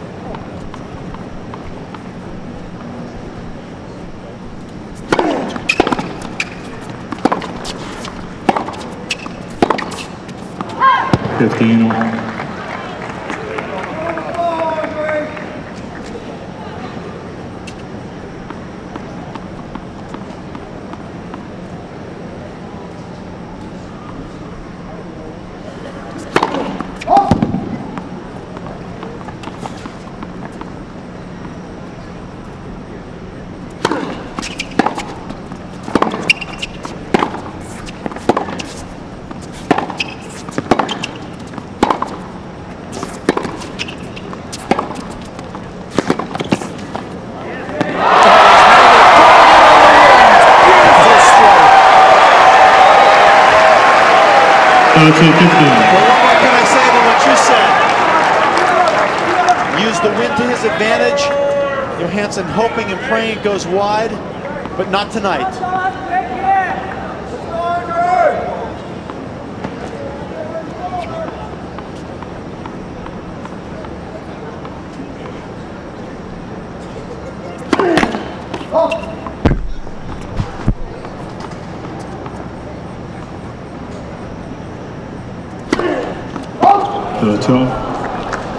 Well, this is a shaky game from Agassi. Up a break, knowing the importance of consolidating and gifting a couple points away.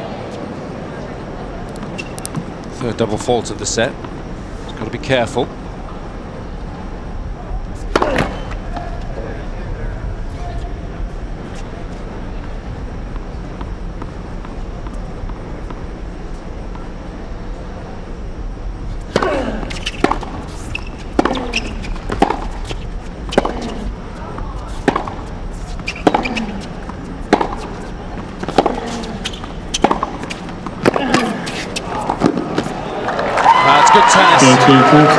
That's the way to construct the point. The response of the crowd is markedly different. And the Swedes seizing the opportunity, seeing Agassi out of position, closing in, and out-dueling Agassi on that point. Break point for Johansson.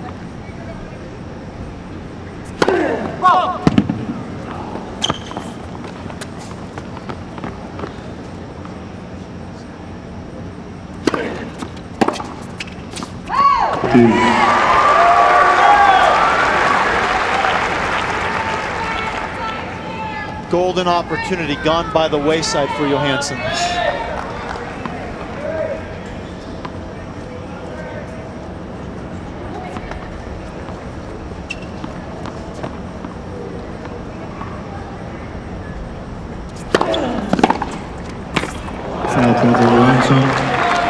he certainly has the ability to hit the very best returns of serve, particularly on that forehand side when he's given an angle. You would have thought Agassi would have learned that lesson, but tries and tries again. He's too stubborn.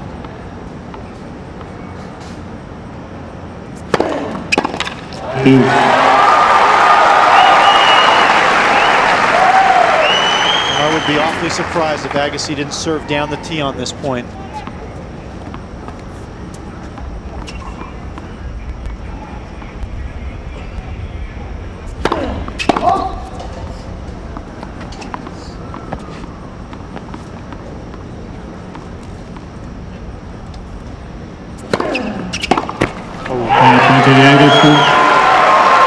Agassi took a risk. Second serve to Johansson's forehand. And it worked. Point for 4-1.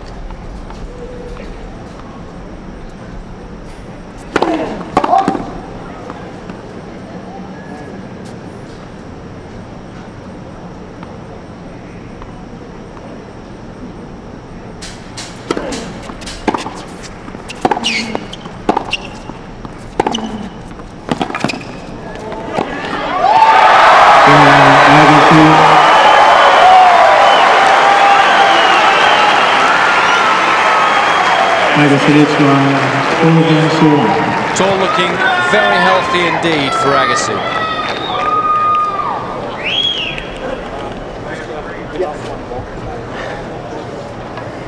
Well, Agassi using his brain, and once again loading up on the Johansson backhand, particularly under pressure. The big points, he feels that that's where he can get most control of the points. Backhand going cross court. This forehand is going inside out once again at the backhand. Agassi, seeing he has an opportunity to close, boy, do his eyes light up when he sees how easy that volley is. Always nice to earn a cheap point at such an important juncture of a game.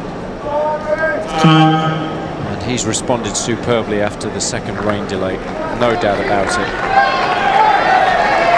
So there's still a lot of fire in the belly of Andre Agassi. And the fans appreciate it. They're not sure if they're ever going to get an opportunity to see him play in this stadium again. So they're very much behind their favourite. Johansson with it all to do. 1-4.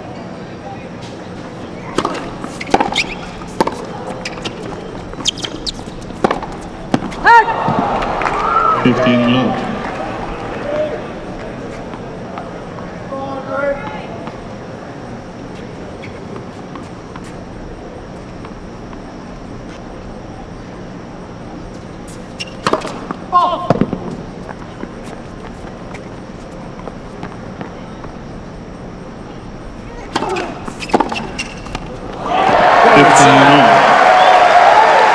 Really starting to middle the ball very nicely now.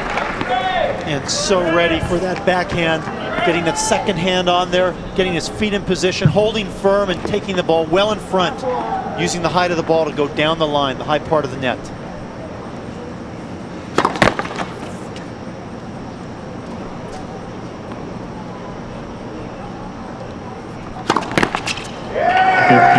The wheels are falling off.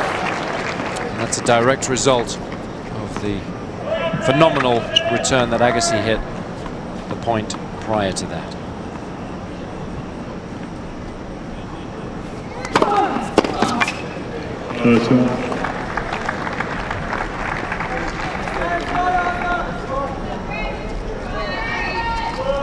Got to get the first serve in play, only winning 22% of points in this set when he's down to his second serve.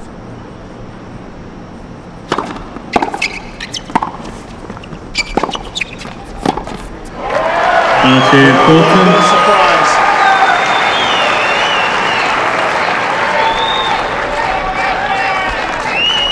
Even the first serve not helping Johansson on that occasion. Break point.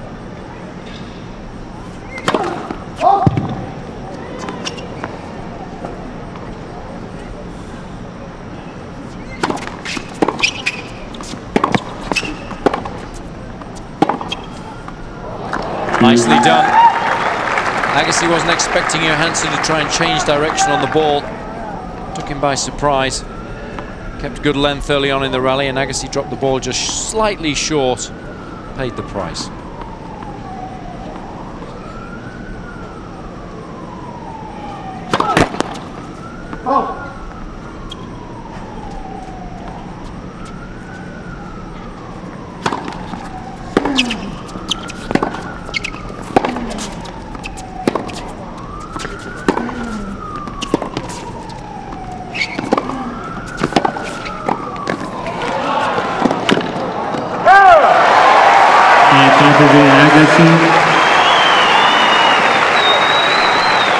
Well, that's good offense by Agassi, getting the short ball and then coming in and realizing he just needs to put the ball back in the court.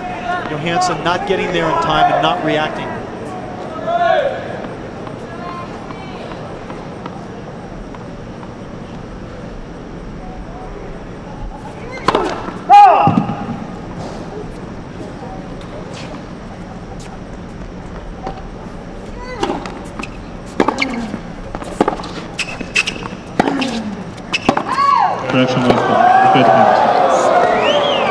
Well, that's an awful call.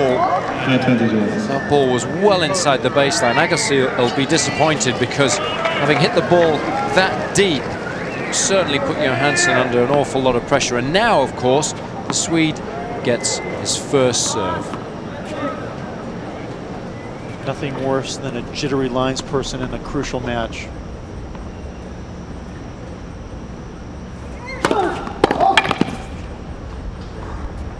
Justice is done somewhat. Agassi moving well back to return the second serve.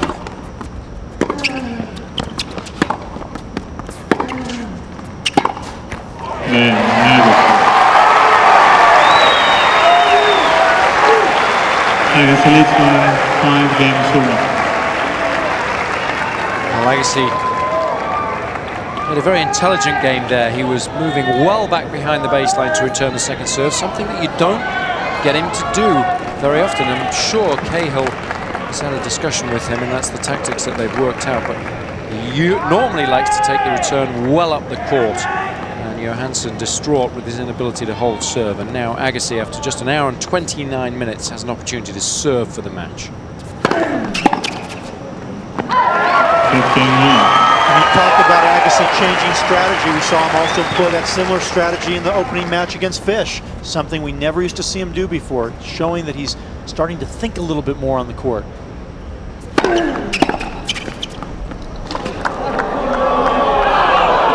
Well, Agassi thinks the ball was way out. Carlos Bernardes was in a tough situation because Agassi was really between the umpire and the place where the ball bounced, so very difficult for him to intervene. TMI thinks that the ball was indeed just deep of the baseline, but definitely no way that the umpire could intervene on that occasion.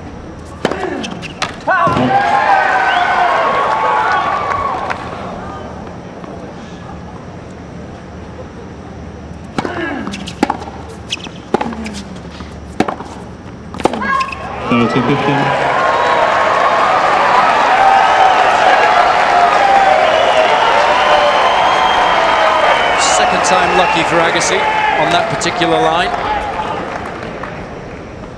2 points away now.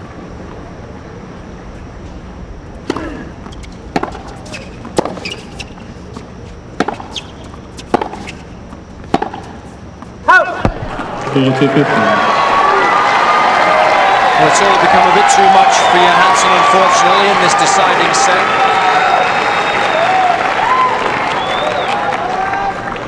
Match point.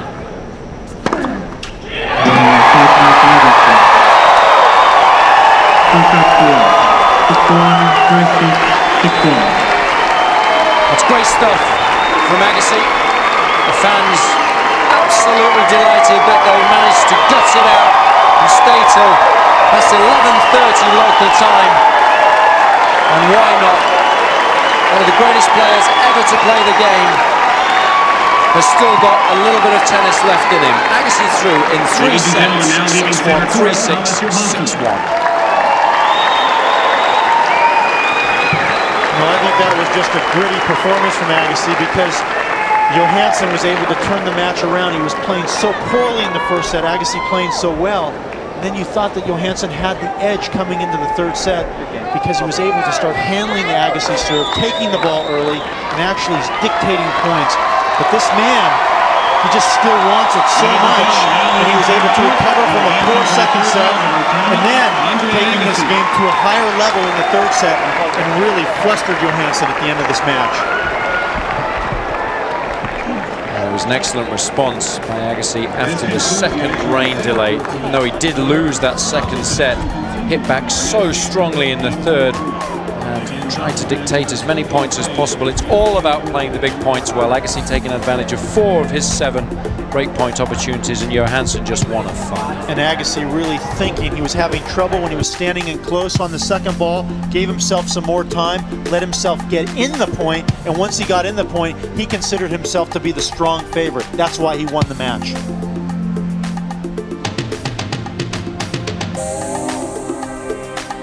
Well, there were many good things to admire from both competitors throughout that encounter, which lasted just over an hour and a half. Let's look back now at some of the more colourful moments.